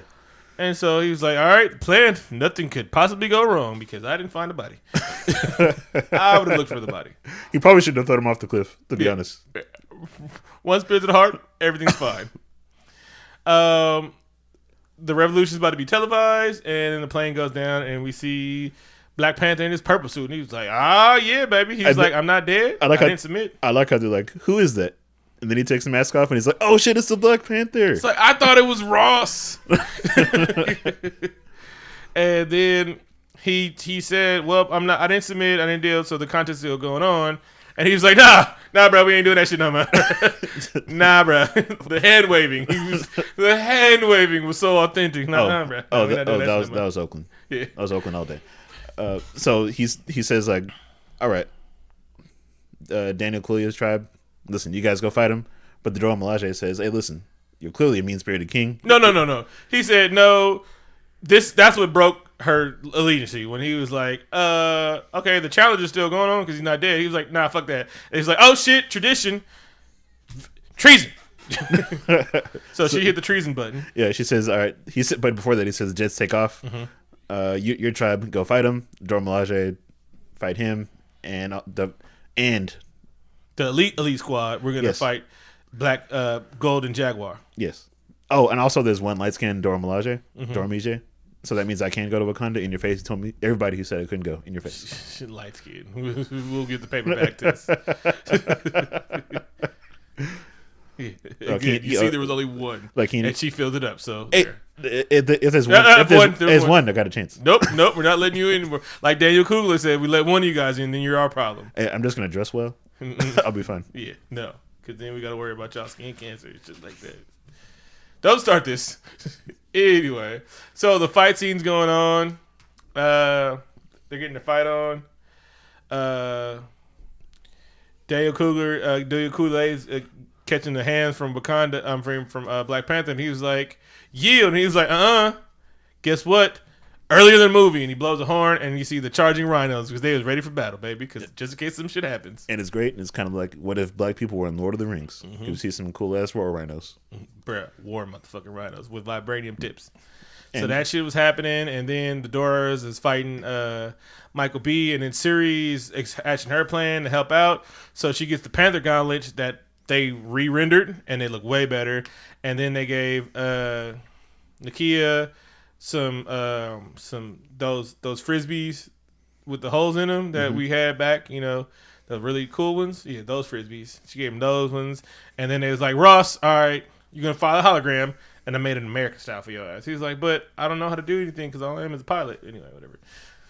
So they come out. Doors is fighting Golden Jaguar, fighting everything like that, and then things are going bad. The Dora that are on the field are getting pinned by the farmer tribe because they have these cool ass like shields things with their like ropes. Yeah, dope ass ropes. And then BP was about to Shuri was about to get killed by Golden Jaguar, and then Black Panther was like, "Oh, super spell," and then they go fight and they do the falling fight scene. Witness the might of the Jabari firsthand. No, well, just when all things looked grim, movie. M'Baku picks up a grown ass man by his head and tosses him. That is the might of the Jabbar. I was like, all right, let's win this. I'd have like, well, let me put my sword down. I'm like, don't you dare. I'm like, he threw a grown ass man by his head. I don't want that shit. Oh, and Jabari also have mighty women warriors as well. Mm-hmm. Oh yeah, it was get it in. Didn't fight. Then they're fighting on the hollow tracks. And fight. Then he was about to who was he about to kill with the rhino? Oh, he's about to run over Okoye with the rhino, but she knows that rhino because they're dating or married. No, she's about to kill Shuri or something. Then she stands in, yeah, and then the rhino stops in his tracks and licks her face. And they're like, oh, and then she was about to murder him, and he's like, "Would you really murder me, my love? Kill me, my love?" He's like, "For Wakanda," and a fucking heartbeat. He's like, "God damn it!" Oh, goddamn Wakanda. He's like, it's gonna be pretty awkward later if I overthrow the country. So I guess I'll just retire. This episode is also brought to you by children. Cole is a heavy participant in every episode that he can. He's busy sometimes, but he steps in when he's free. So we get to the fight on the train tracks, and they're having some banter off, and again Michael B. Jordan's just right the whole time. And then we see a double super knife flip, and he stabs him. And well, I like what he says, like when they're standing like on opposite side of the tracks and the train is speeding past them. And T'Challa says something around the lines of like, "Your plan's a little too out there. You're basically just gonna destroy the world." And he's like, "All right, it's like the world is taking everything from me. I'm gonna take everything from the world. I'm gonna start World War III where nobody survives. Essentially, it's not gonna be a civil war." So he catches a knife to the chest or a spear, and T'Challa says, "We could." No, he was like my father. Then he was like, then we monologue. He's like, my father said it's the most beautiful place in the world, and T'Challa was like, all right, let me show you the real thing from the good view. And he gets him up to a top of a mountain. He sees the Wakandan sunset. He's like, it's beautiful. And he was like, we can still save you. He was like, why? So you can put me in a cage. He's like, bury me in the ocean. Where my ancestors are when they jumped off the slip, because they knew that death was better than bondage. I was like, damn, this nigga, bruh, his whole album was fire, cover to cover. You don't skip any of his tracks. And yeah, he died like a gangster. Pulls a spear out of his chest, and T'Challa does comfort him because he's so sad it's his cousin. And he like folds his arms together and tries to give him some dignity in death. And then, oh happy day, and pretty sure they played like the Negro spiritual like national anthem at this point. Yeah, lift every voice. We had that too. T'Challa and Nakia get together. And she was like, hey, look, don't leave this time. I got a way how you can be here and then still save the world. And then we see Zuri in some vans and T'Challa in Oakland. And they're looking at the building. He's like, that's where your cousin was from. He's like, man, all right, they're about to tear the building down. He's like, nope. Also, I'm a trillionaire. I'm a multi-trillionaire. It's like, I bought that building. Here, and he's like, we're about to hold up. He's like, I bought this building, that building, and since it's the ghetto, I thought it was gonna be dirt cheap, but it actually took half our fortune because gentrification in Oakland is terrible. Nice.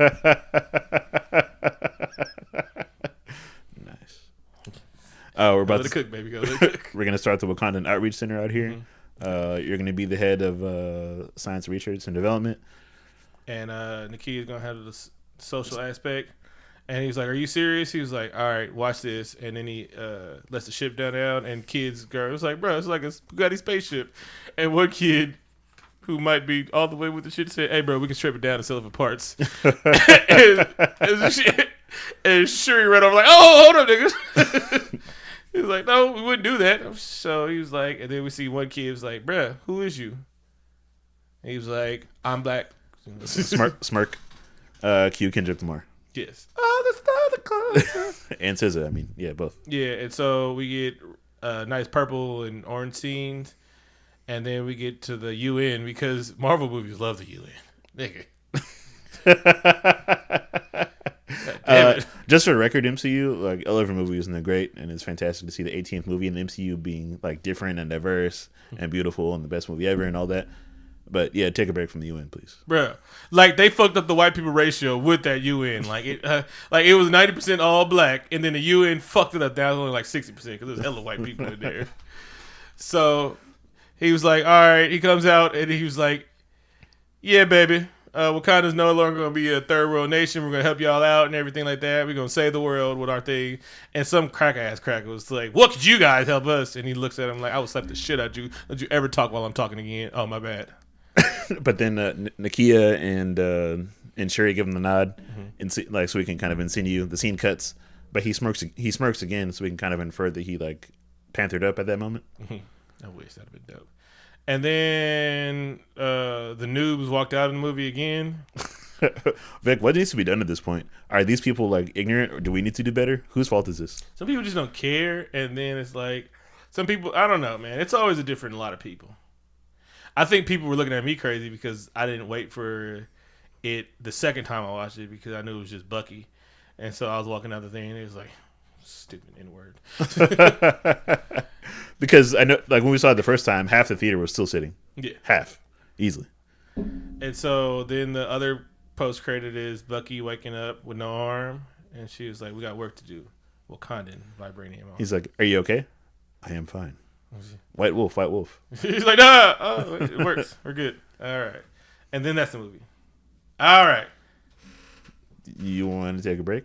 Yeah. All right, let's take a break, and we'll be right back with some discussion about the film. Hey, we're back. We're gonna do some post-film discussion about Black Panther because it's a film that has a lot of things to talk about. What? All right, so let's get this shit over with. What didn't you like about the movie? Go ahead. You can be honest. This Okay, is a safe place. At times, like the CG seemed. I can't believe you're nitpicking this movie. This movie was freaking perfect. But yes, just because we love a film doesn't mean we can't have things that we can criticize about it because it's still a film and we still love it. But there's some things that we didn't like, and we're going to talk about those things now. Sometimes, like the CGI seemed a little unfinished. I don't know. I don't know what that was about. Maybe like the animators are rushed, or what. I mean, because we see some reshoots or re-rendering happen. Like, we had a conversation about it when they started throwing out the trailers that I didn't like how the Panther gauntlets looked on Siri's arm. They look hella big and bulky. They looked like the comic book Panther gauntlets, but they sized them down. I guess they re-rendered and shit like that. So that was good. I thought the movie was like long. And then it ended abruptly. I didn't feel that the same way till the second time I saw it. I felt like that too. Yeah. I don't know. Maybe I just wanted a little more. Mm-hmm. I don't know what, but I just feel like I wanted just like a little more of something. I don't know what though. Even though I get it, he didn't need all the pageantry in the world. Andy Serkis kind of died like, yeah, he was a thing. At first, I was kind of like, wow, he kind of died unceremoniously. Mm-hmm. But also, like, part of me is like, I enjoy subtlety in film. Just like, oh, yeah, he died. Whatever. We're in Wakanda. But they gave, like, Quicksilver this big ass, like, my heart. And part of me is like, I enjoy how unextra it was. So just like, whatever. He's dead. Deal with it. Anything else? Like we were thinking, like we're trying to find. It's hard. We both watched it twice, and I thought about things. I tried to find things I didn't like. So Fag said it's the best MCU movie ever. We talked about that too, and even when I'd seen it the first time I walked away, I hadn't even tried to make any comparisons because I enjoyed it so much. Yeah, just let it rest, baby. It feels like something else. I need to sleep on this and think about it for a long time. This is a serious question. I can't just rate it right away. Yeah, and then we've learned after watching these MCU movies, 5 years later, we feel differently about movies. And then like even watching it, when we watch movies analytically, it's crazy. That's why I love that. Even though it's a chore sometimes, I love that we went through the whole MCU because we have a new respect for the Thor movies. Like. What I always said about Ultron is like I never thought it was that bad of a movie, but when I watched it again, analytically I realized how pivotal that movie was. That movie, a lot of shit happened in that movie. Yeah, and I agree to that too, and I can't change how I want to rate on my MCU movies yet, just because the last three particularly have been really good for me. It's Homecoming and Ragnarok, and now Black Panther I don't know where I'm going to put them yet, but they're easily some of my favorite movies in the MCU. Yeah, but this movie, I love the comedy in this movie because. This movie wasn't a comedy; it just had comedy. It had comedy in it, and all of it wasn't necessarily swinging for the fences. Some of it was small, which I like a lot. Like Coogler knew that we was gonna watch this in all black form, and we was gonna miss some of the jokes. He could have he should actually put a pause on some of those jokes because they were right after each other. He's like, I know you black people like to laugh, so pause. Put the whole screen pause, let it get it out, and then go. Because I missed the whole vegetarian joke, and I was like, that shit was hella funny. Oh, that's how you see it twice. He knows what he's doing. I actually would love for Michael B. Jordan, the movie. Oh, damn, we missed this line. He said he was talking about how at the end when he was dying, it's like how his pops was telling about Wakanda. He was like, imagine that a kid from Oakland believing in fairy tales. I wanted I wanted Coogler to pick every major black city in America and make a cut for them. I want Atlanta to be like Atlanta 1992, and then have some like. Is that because you want everybody to experience like something that we felt? Yeah, because that's a unique experience, and everybody in the theater felt that. I want New York 1992. Yeah. Some Cool J playing or some shit like that. No, that shit was special and amazing. And I looked over at you and I'm like, hey Vic, that's us. That is us. LA 1992. Some NWA. No, yeah, NWA. So yeah, it was amazing. Some Houston 1992 with some DJ Screw playing in the background. Some New Orleans, man, because it was just like that was a special shit when he said that shit. I was like, I believe in fairy tales. Yeah. What like there was criticism, and I want to address a couple of criticisms, and you like because some people were like, well, they could have had some of the Dora Majay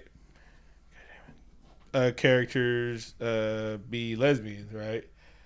And I felt like that was like, even though I know that's in the comic book and shit like that, but it's like for y'all to be nitpick the criticism, I thought I was like, man, y'all kind of reaching for something. And then you were explaining, it's like, I see what they're saying. Yeah, they're in the comics, and like I could be wrong, but I believe that character that is queer is actually in the movie as well. Mm-hmm. And try to think of it from seeing like a regular superhero movie. Mm-hmm. You're like, wow, I just wish there was a black person in here, and it's not nitpicking too much. They still like the movie. They're just saying like, I wish this character was queer. Yeah. I guess they didn't like beat the horn like some like white people did about the social commentary. Like, oh my God, you just had to put it in there, don't you? You guys couldn't just make it a movie. You just had to say something about Trump, didn't you? Which is a dope line at the end. But then people were like, one person was mad that Michael B. Jordan character was from the hood, and they were really like, why he got to be from the hood? Why everybody got to be from? I'm like, most of the movie was from myth was from Africa, and the not I'm starving, got flies around my eye Africa, the thriving Africa and shit like that. But y'all mad that one of the main character was from the hood, which not from the hood and be an ignorant nigga running around, with his pants half off his ass. Not disrespect for niggas with their hands off their ass. We got their pants up. Like, if your pants are on your ass, please continue listening to the show. So, but I'm just saying, like, a fool went to Annapolis, which is that the Navy school or the Army school? Graduated summa cum laude, then went to MIT, and then became like a Tom Clancy character in a fucking video game and shit like that. And people mad that he's from Oakland. I'm like, aren't we majority of us from every black neighborhood USA? Ain't we from Atlanta? Ain't we from Houston? Ain't we from like Dallas? Ain't we from New Orleans? Like, ain't we from New York? Yeah. Like, they did say he was a hood nigga and he remained a hood nigga. He was just like mad. And then like a big criticism was like Killmonger's motivation and his plan. Like, my thing about that was he was so one-track mind since his father died. His plan wasn't that thought out, but you ever been mad before? You don't think rationally. This motherfucker has had tunnel vision since like 10, and he went through all this shit to do one thing, and when the one thing happened, it was like, what the hell are you gonna do ever? It's like, he had planned his whole life to do one thing. He wasn't thinking about retiring. He's like, and then after I become King of Wakanda, I'm gonna get back to the community. I'm gonna start a garden for the ghettos and shit. Open a barber college. But no, I think the part of the movie that, obviously they can't put everything in it because time constraints. But the part of the movie where what happened to him between boyhood and the part that he went to Annapolis and joined the army and all that blah blah blah blah blah. Obviously, he had a hard life because he was growing up without a parents on the streets. So we can kind of infer that he saw and dealt with some harsh things. Yeah. And, he was in there during the hyphy movement and everything like that. He had to go through Mac Dre died too. Mm-hmm. Bruh. I mean, he had to go through fucking the Jack's death. Bruh, it was a lot of shit he had to go through, man. So I think his motivations are pretty well explained, and it made him like a sympathetic villain. Yeah. But still, I get it. He's a villain, but he's conflicted and he has some issues. He didn't say one wrong thing. His social commentary was spot on. Again, for a moment in the movie, I was really mad at Wakanda niggas. Like, it's fuck y'all on sight. If I see a nigga from Wakanda, he catching these hands, bruh. I'm like, I get. They inferred where his ideologies were coming from. Yeah. So I get it. But yeah, he dropped gems every time we talk about it. Like, man. I'm like, yes, he did. He definitely did bad things. I'll acknowledge that he did bad things. What you love about the movie? M'Baku. He was dope. I want to join the Jabari. Oh yeah. Thick buff niggas. You know, I didn't see a lot of muscle definition, but it was just big niggas. Prison swole. It's like they on the prison workout plans up in the mountains. I can join that too. Exactly. I've seen a movie when you were like, "Hey, do you want to get something to eat?" I'm like, "No, I gotta go home and do push-ups." trying to join the Jabari. Incline. Just gotta get the chest up, baby, and everything like that. Them niggas was all soft around the midsection. There are some great shots actually. Like, I want to give points to Kugu a little bit just for his like visual flair. Just a scene where Killmonger's approaching the throne for the first time, and the camera's like literally turning upside down. It's a cue from Fresh Prince. The ancestral plane was dope. I like the "We're not on Kansas anymore" plane. That was dope. I love the Panthers just chilling in the tree. It's like, nigga, what you gonna do today? Nothing. About to be majestic and black. Be majestic and shit like that. I'm pretty sure one of those Panthers is Michael Jackson. Like, he was not Wakanda, but it was like, King of Pop. Get over here, baby. Get over here. Probably my favorite part of the movie is being lean. There's not a lot of fluff in this movie, or why am I seeing this? There's no extra information. Mm-hmm. He built a whole damn world, made complex female characters, a sympathetic villain, made Wakanda magical in 2 hours and 14 minutes. Exactly. I love the film is about the Black Panther and his fighting and shit like that, but it was heavy. I think there was more women fighting, being badass in this movie and shit like that, and I enjoyed that shit so much. They saved Wakanda, and he couldn't have did it without them, and that shit was dope. And out all the strong female characters, it's like he did good to develop like relationships and motivation and all these characters, and that shit was dope. Oh, also that relationships were definitely not a focal point, which is fantastic. That relationship was. Oh, like the romantic relationships, I should say. Yeah. And it was and it wasn't. It was like, all right, cool, I believe it. Let's do it. Because if you think about him and Nakia, and like even the relationship with Okoye and Dano Kalea's character took up like 10 minutes of screen time total. One thing that you love that you didn't see is establishing shots over water with text on them. One whole movie, 2 whole hours without seeing letters on water. I'm kind of mad London didn't get blown up, but whatever. You know, you can't have everything. Coog. So Kevin Feige said he wants Ryan to return for sequels. And I'm sure Ryan is somewhere with his feet up right now, ready for the bag to come in. Mm-hmm. He was like, do I get phase 5? I want phase 5. Is that all the next Avengers? The Avengers coming to Oakland?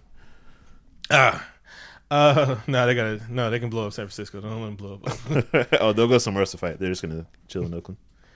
They can fight at the naval base in Concord. One thing, my biggest criticism with the movie, which is the reason why I gave it a B+ instead of an A, is that Ryan Coogler didn't listen to me when I said there should be a coronation ceremony and the royal family of Zamunda should have been there. Fine. I guess all that money and all that runtime, you couldn't put that in. Maybe it's in the cut extended. The 4-hour cut? Yeah.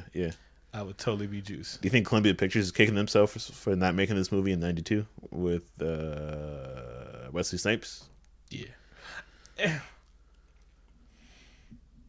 They had film rights and did nothing with it. Marvel got the rights back in 2005. Mm-hmm. So I thought Sony had the rights to these. Sony was Columbia. That's right. They were the ones who like just kind of passed and could have had the whole MCU, but also passed. Yeah, because they could have had Thor and Iron Man and all that shit. They passed on those. Good job, Marvel. It's the long con. It's just the long con. One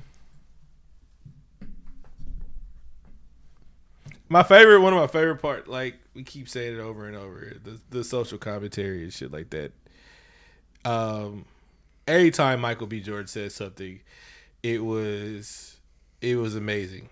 That shit was just fire. When he was talking to the white lady, when he was talking to T'Challa, he was so much fire that T'Challa went to afterlife heaven and was like, y'all niggas over here fucking up and shit like that. There's 2 billion people around the world suffering, and y'all niggas over here just chilling and shit.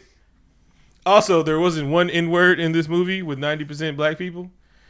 But, you know, we get a Quentin Tarantino movie with 1 black person, and it's 47 niggas. At least.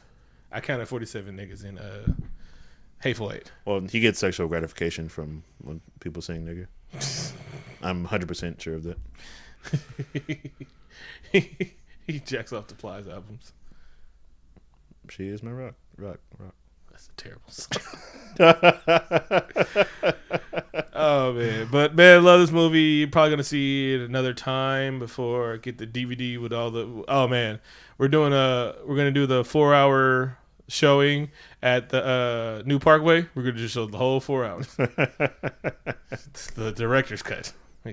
Shit. Wear comfy pants. Oh. All right, you got anything else before we wrap up? Never wrap it up. Shout out to Kamala Harris of the Four Horsemen, Ric Flair of the California Senate. See, she's expanding her brand. You got to diversify. Shannon Sharp and Colin Kaepernick. Woo. Thank you for listening, everybody. We really appreciate it. Follow us on SoundCloud, Apple Podcasts, Google Play, wherever you get your podcasts. Like us on the internet's newspaper, Facebook. Follow us on Twitter, Instagram, Snapchat. Musical guest this week is Rocky Tirade. Song is Crown Me, which is appropriate because, you know, T'Challa gets the crown. Oh, because movie. Yeah. See what I did there? Yeah. Subtle. Yeah. I didn't think people would notice, so I had to explain it. Because the jokes are funnier when you explain it to them. I don't care about size of your team. I don't care about your marketing team. Okay. I don't care if you a star overseas. I don't care how many blogs you've seen. You rap niggas ain't as raw as you think. You rap niggas ain't as raw as you think. You rap niggas better bow to me. You rap niggas better bow to me. You rap niggas better bow to me. You rap niggas better bow to me. Adorn a ceremony, your robes is flowing over my shoulders. The throne approaches. World dormant, sober respect and lower their heads and across the souls of the form of motion. The room is quiet and the flow is open. Dignitaries from various foreign areas arose to their chairs. Traditional clothes of this foreign affair. The choir was told to sing as the ominous organs played. A random heckler's gag shackled and dragged away. New dawn, new day, new king, better follow orders. You pop a toss a stone in the castle or drop a boulder. Mamalis, Indian, Palestinians, violent lineage. Surrounded Izzy, just callous ministers, coward minions. Rappers call themselves the Dawn like the Godfather. I call myself the Dawn cause I rob darkness. Y'all revolver run, I'm in ride. I'm a carrier, just kinda die. Cats take bullets. Nothing's deadlier than envious trends upset they sit past you. Threw me to the wolves if you turn the head of the pack with animalistic traits and Hannibal at the game of villains and amicability have been erased. Apparently you're misanthropic and skip through a different topic. Niggas is remiss of logic if they feel convinced I lost it. Wishing narcissistic self-proclamations behind your records got the net buzzing. You couldn't change the game with that eject button. Generic tats, stupid glasses, and immaculate skinny pants that was made for dancing in Zumba classes. Kiss my bands, tell me who the master. I'm disgusted, y'all. You like the Pam Oliver weave of struggle bars. I am Amenhotep of the Fropec, descended from comedic genetics and so Wesley. Lakers purple and gold on my raw garbs. 5 elements of hip-hop on my coat of arms crown me. Enemies of the squads, fake sharing the similarities of the Kennedys and the Starks crown me. Dead in relationships won't equate to a loss of profit. Burn a bridge down the river upstream or walk across it. Chess master after bread baskets like Boba Fett clenching on blasters and jetpacks. You veterans losing their grip dues. Remind me of dog shows. Same boring routines, different days, same shit too. Most of my favorite rappers lost their hunger, now they rhymes weak. Say them phoned in performances for live links. Niggas garbage, I travel simple artists like Simba's father after falling backwards. Go problematic, I scar you bastards. I am king, frozen tame like a lion's mane. Pride of primal rage. No asylum, but surround the page. No earrings, chains, or bracelets. Only gorilla ever consider getting his braces. Crown me. I push the central like an emperor. Little honesty, don't bother me, dog. A prodigy, whipping economy cars. Sway admitted I'm dope. If this beat was Captain Phillips, some moose say in a fisherman's boat. Challenges be damned and they plan to resist. They panic and abandon they ship. They scared stiffer than mannequins hits. Give us the time to waste. You capsize before you ride the wave. If there's levels to this shit, then I'm the final stage. Y'all better crown me.